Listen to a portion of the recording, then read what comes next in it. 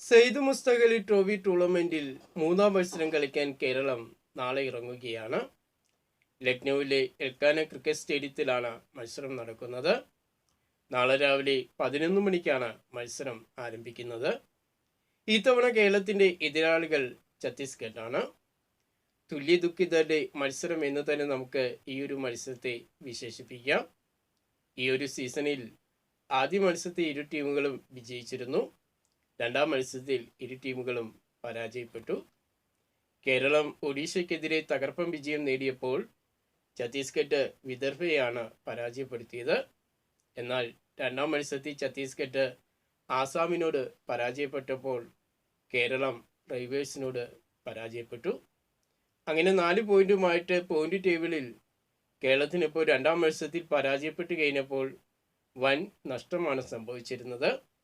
ആദ്യ മത്സരത്തിൽ ഒഡീഷയ്ക്കെതിരെ 10 വിക്കറ്റിന്റെ വിജയം നേടിയപ്പോൾ കേരളം പോയിന്റ് ടേബിളിൽ 2ാം സ്ഥാനത്തായിരുന്നു.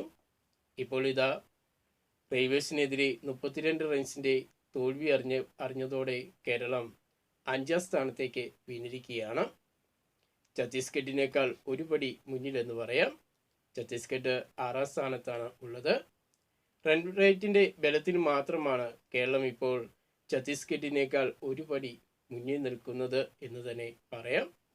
എന്തായാലും രണ്ട് ടീമുകളും 2ാം ജയം തേടിയാണ് നാളെ ഇറങ്ങുന്നത്. ആ ഒരു മത്സരം ഏറെ ആവേശം നിറഞ്ഞ മത്സരം തന്നെയാകും എന്ന കാര്യത്തിൽ സംശയമില്ല. കേരളത്തെ സംബന്ധിച്ച് മുൻപ് ഛത്തീസ്ഗഡിനെതിരെ അവർ വിജയം നേടിയിട്ടുണ്ട്. രണ്ട് ടീമുകളുടെയും കഴിഞ്ഞ 5 മത്സരങ്ങൾ എടുത്തു നോക്കിക്കഴിഞ്ഞാൽ കേരളം 3 മത്സരങ്ങളിൽ വിജയിച്ചപ്പോൾ 2 മത്സരങ്ങളിൽ തോൽവി അറിഞ്ഞു.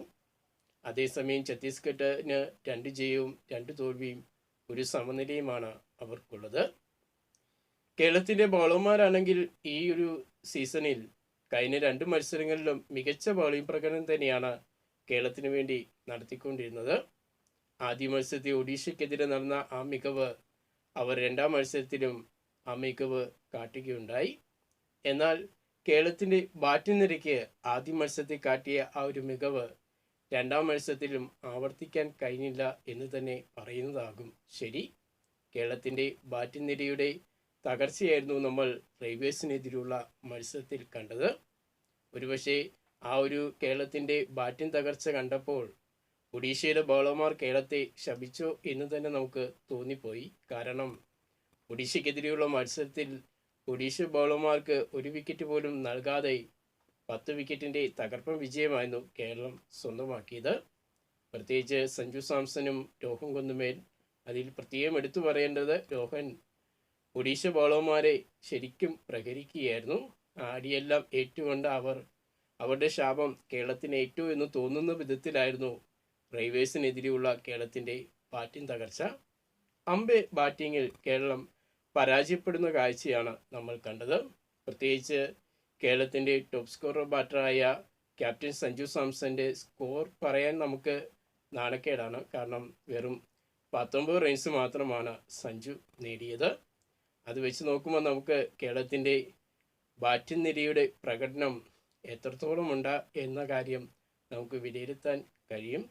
കാരണം അത്രയും വളരെ മോശമായ ഒരു ബാറ്റിംഗ് പ്രകടനമായിരുന്നു കേരളം കഴിഞ്ഞ മത്സരത്തിൽ കാഴ്ചവെച്ചത്. എന്തായാലും നാളത്തെ മത്സരത്തിൽ വിജയവഴിയിലേക്ക് മടങ്ങിയെത്തേണ്ടത് സഞ്ജുവിനും കൂട്ടർക്കും വളരെ അത്യാവശ്യമായ ഒരു കാര്യമാണ്.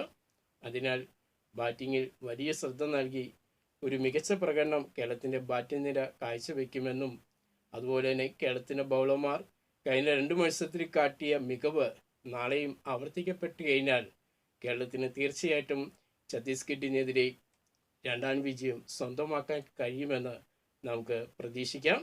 കേരള ടീമിനെ കുറിച്ചുള്ള കൂടുതൽ വാർത്തകളും വിശേഷങ്ങളുമായിട്ട് നമുക്കിനി അടുത്ത വീഡിയോയിൽ കാണാം.